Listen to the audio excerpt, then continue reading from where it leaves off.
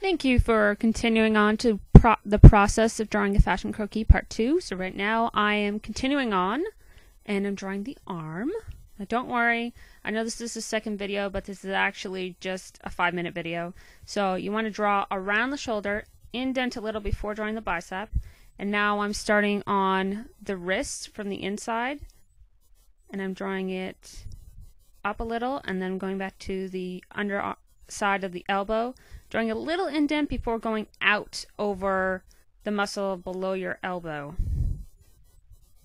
So when you were in art school, you may have been taught to draw around sausages. Well, that's kind of the same premises, but the sausage is really just going to guide you on where to draw around certain body parts and muscles. So now I'm going to draw from the shoulder to the waist so that I can do the under half of the upper arm. So I'm going to draw the underarm, indent a little before the bicep. Now I'm on to the other arm. I'm going to start with just some little drawing lines for where the elbow should end up. I'm going to draw the shoulder. I'm going to repeat the same steps, just it's going to be straighter and not bent. So I'm doing 2 different kinds of arms here for your benefit so that you guys know.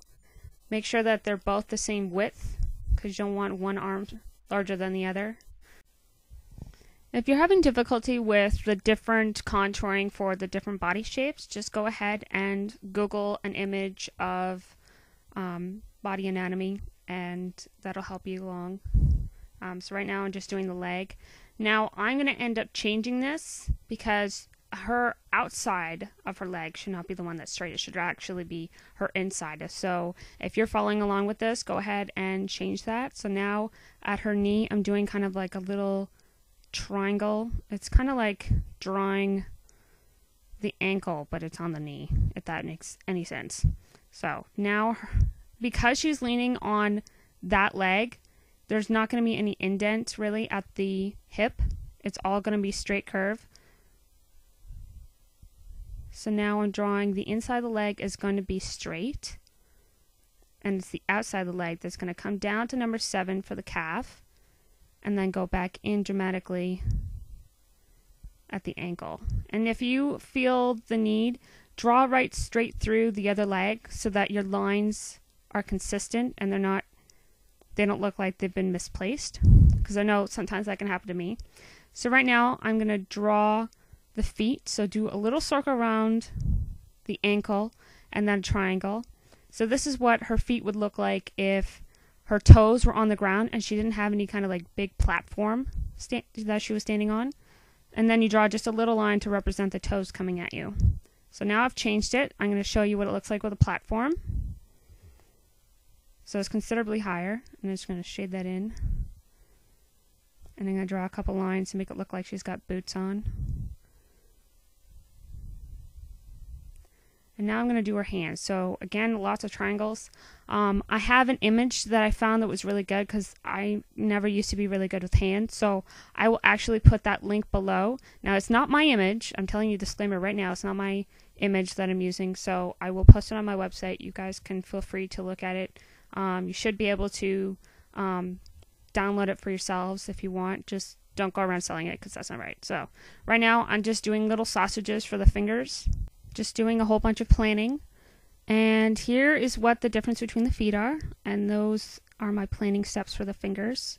And that is what the fingers look like. So now on line 2, I'm going to draw little dots for the nipples. And then from the middle of that line 2 to her underarm, I'm going to draw a round for her bosom. Now, if you made the neck longer, you're going to have to lower this line because it's going to look like her bosom's way too up on her chest. And now I'm drawing what it looks like shaded if you're going to be coloring it.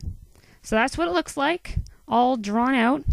If you have trouble with hands, just use your own hand for reference. Fingers have different lengths. And this is the image once it's finished, and I've drawn it in with markers. And I'm going to put this picture link below so that you guys can save it and use it for a guide.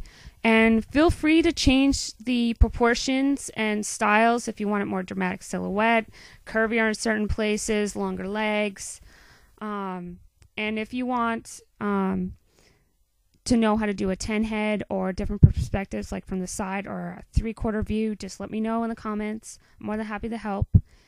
That's pretty much it. If you want to experiment, you don't have to draw from scratch. You can actually just put a tissue paper over top and just doodle and play around with it. And I hope that you guys enjoyed it. Thank you for watching. See you next week.